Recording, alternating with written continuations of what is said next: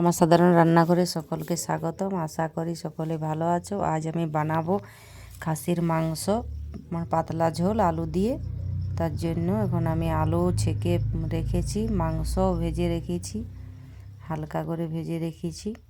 এবার আমি রান্না করব। কড়াইয়ে তেল দিয়ে দিয়েছি, দিয়ে দিলাম 2টা শুকনো লঙ্কা, গোটা জিরা,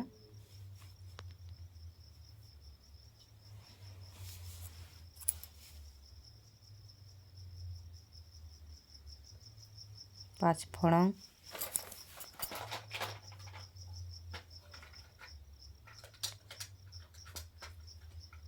পেঁয়াজ, কেটে রাখা পেঁয়াজগুলো দিয়ে দিলাম।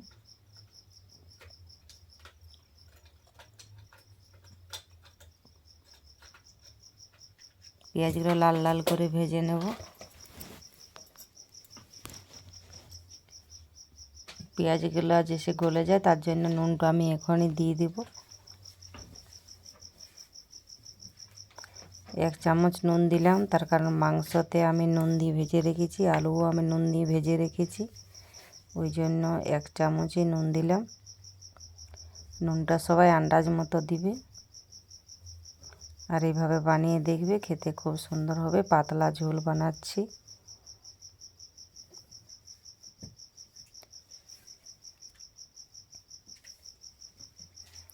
হলুদ, আমি তেলের মধ্যে হলুদ দিয়ে দিলাম। 1 চামচ লঙ্কা পাউডার, 1 চামচ হলুদ পাউডার, 1 চামচ লঙ্কা পাউডার দিলাম। যাতে আমি আদা রসুন বাটাটা দিব, যাতে তেল না ছিটকে, ওই জন্য আগে ওগুলো দিয়ে দিলাম। আদা রসুন কাঁচা লঙ্কা বাটা,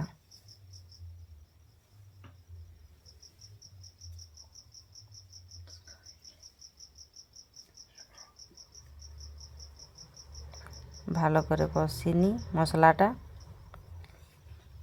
ধনে পাউডার 2 চামচ দিব, ধনে পাউডার।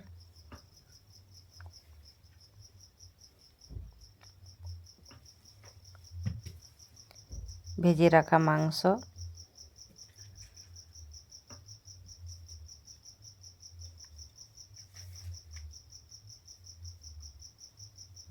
এটা খাসির মাংস বটে, আর অল্পখানি মাংসই আমার ছিল।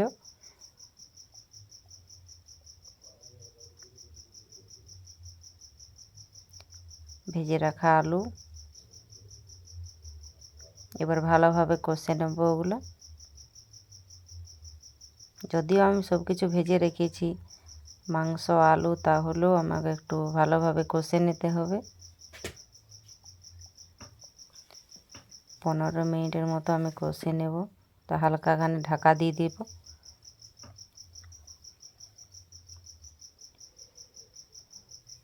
এই যে আমার ভালোভাবে কষা হয়ে গেছে, দেখে নাও। জিরে বাটা, জিরা বাটা বেটে রেখেছিলাম যে থালাতে, ওটাতে আমি একটু জল দিয়ে ওটা আমি দিয়ে দেব। এতে আমি কোনো গরম মশলা ব্যবহার করব না।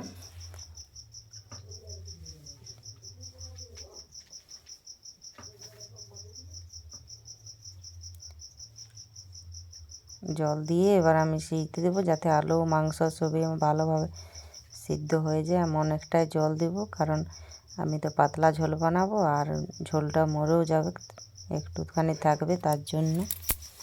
আর আমার চ্যানেলটা সবাই সাবস্ক্রাইব করে দেবে, আর লাইক কমেন্ট করে আমাকে জানাবে কীরকম হয়েছে। দেখো।